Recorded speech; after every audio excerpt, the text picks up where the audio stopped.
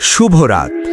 আপনারা শুনছেন অন্ধকারের সেই গল্পগুলো যেগুলো কখনো কখনো বাস্তবের থেকেও বেশি ভয়ঙ্কর। বিডি ভূত এফএম। আজকের গল্পটি পাঠিয়েছেন রাজশাহীর এক শ্রোতা। তিনি লিখেছেন, আমরা ভেবেছিলাম এটা শুধু কল্পনা, একটা পুরনো পুতুল যেটা মাঝে মাঝে নড়ে উঠছে বলে মনে হতো। কিন্তু যেদিন আমরা সিসিটিভি ফুটেজ দেখলাম সেদিন বুঝলাম আমরা যা ভেবেছিলাম তার থেকেও ভয়ঙ্কর কিছু আমাদের বাড়িতে ছিল। এমন গল্প পেতে বিডি ভূত এফএম চ্যানেলটিকে সাবস্ক্রাইব করুন ও আপনাদের বন্ধুদের সাথে শেয়ার করুন। গল্পটির নাম হাঁটা পুতুল। পুরনো পুতুল। নাম মেহজাবিন। সে তার পরিবার নিয়ে ঢাকার এক পুরনো বাড়িতে থাকে। একদিন তার ছোট ভাই রায়ান একটা পুরনো পুতুল খুঁজে পায় বাড়ির স্টোর রুমে। পুতুলটা অদ্ভুত, মাটির তৈরি মুখ, লাল পোশাক আর চোখ দুটো যেন মানুষের মতো। রায়ান পুতুলটা নিয়ে খেলা শুরু করে। প্রথম অদ্ভুত ঘটনা। একদিন রাতে রায়ান চিৎকার করে ওঠে। সে বলে, আপু, পুতুলটা নড়েছে। মেহজাবিন হাসে, পুতুল নড়বে কিভাবে? রায়ান কাঁপা গলায় বলে, আমি দেখেছি, ওটা বিছানার পাশে এসে দাঁড়িয়েছিল। সবাই ভাবে রায়ান হয়তো ভয় পেয়ে ভুল দেখেছে। বারবার একই ঘটনা। পরের কয়েকদিন অদ্ভুত ঘটনা ঘটতে থাকে। রাতে পুতুলটা অন্য জায়গায় পাওয়া যায়, একদিন টেবিলে, আরেকদিন দরজার কাছে। কেউ নাকি সরায়নি, কিন্তু সবাই ভাবে হয়তো রায়ান নিজেই সরিয়েছে। মায়ের সন্দেহ।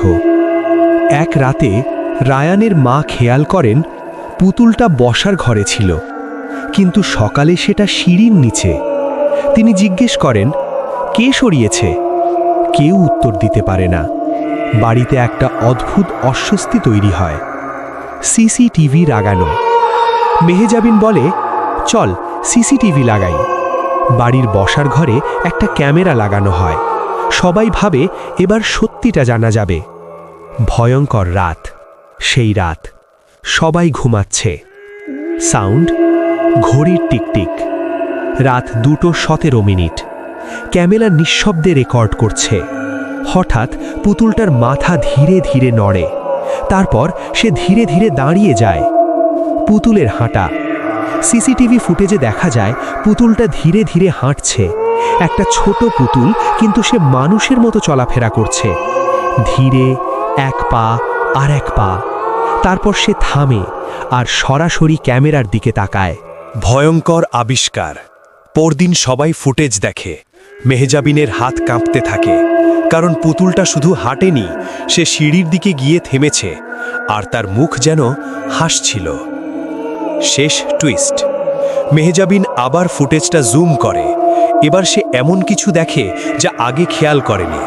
পুতুলটার পেছনে দাঁড়িয়ে আছে একটা লম্বা ছায়া, যেন কেউ তাকে নিয়ন্ত্রণ করছে। কিন্তু সমস্যা হলো, বাড়িতে তখন কেউ ছিল না। অনেক সময় আমরা ভাবি কিছু জিনিস শুধু খেলনা, কিন্তু হয়তো কখনো কখনো কিছু খেলনা শুধু খেলনা থাকে না।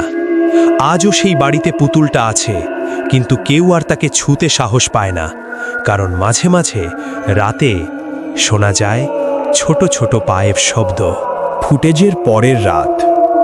সিসিটিভির সেই ভয়ঙ্কর ফুটেজ দেখার পর বাড়ির সবাই আতঙ্কিত হয়ে যায়। রায়ান পুতুলটার দিকে তাকাতেও ভয় পাচ্ছিল। মেহজাবিন পুতুলটাকে একটা বাক্সে ভরে স্টোর রুমে রেখে দেয়। সে বলে, এই জিনিসটা আর ঘরে থাকবে না।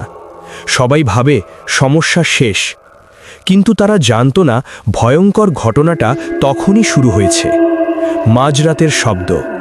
সেই রাত বাড়ির সবাই ঘুমিয়ে। হঠাৎ স্টোররুম থেকে টোকা টোকা শব্দ। রায়ানের ঘুম ভেঙে যায়। সে ভাবে হয়তো বাতাসে কিছু পড়েছে, কিন্তু শব্দটা থামছে না। ঠক ঠক ঠক, যেন কেউ ভেতর থেকে বাক্সে আঘাত করছে। স্টোর রুমের দরজা। রায়ান ধীরে দরজা খুলে স্টোর রুমের দিকে যায়। করিডোর অন্ধকার, শুধু জানালার আলো। স্টোর রুমের দরজা আধা খোলা। রায়ানের বুক ধকধক করতে থাকে। সে ধীরে ভেতরে তাকায়। বাক্সটা মেঝেতে পড়ে আছে, ঢাকনা খোলা, কিন্তু পুতুলটা নেই। সিসিটিভির নতুন ফুটেজ। পরদিন সকালে সবাই আবার সিসিটিভি ফুটেজ দেখতে বসে। ভিডিওটা রাত 3:04 শুরু হয়। বসার ঘরের ক্যামেরা। হঠাৎ ফ্রেমে দেখা যায় পুতুলটা মেঝেতে পড়ে আছে। তারপর সে ধীরে ধীরে উঠে দাঁড়ায়, কিন্তু এবার সে একা না, তার পেছনে দাঁড়িয়ে আছে একটা লম্বা ছায়া। ছায়ার নড়াচড়া 5-6 মিনিট। ভিডিওতে দেখা যায় ছায়াটা পুতুলটার মাথার ওপর হাত রাখে। তারপর পুতুলটা আবার হাঁটতে শুরু করে, কিন্তু এবার সে সোজা হাঁটছে রায়ানের ঘরের দিকে। ভিডিও ঠিক তখনই বন্ধ হয়ে যায়। শেষ টুইস্ট। রায়ান ভয় পেয়ে তার ঘরে গিয়ে দেখে পুতুলটা তার বিছানার পাশে বসে আছে। মেহজাবিন দৌড়ে এসে পুতুলটা তুলে নেয়।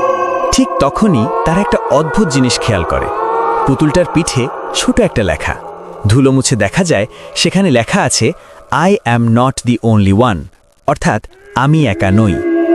অনেক সময় আমরা ভাবি কিছু জিনিস শুধু খেলনা, কিন্তু হয়তো কিছু খেলনার ভেতরে অন্য কিছু বাস করে।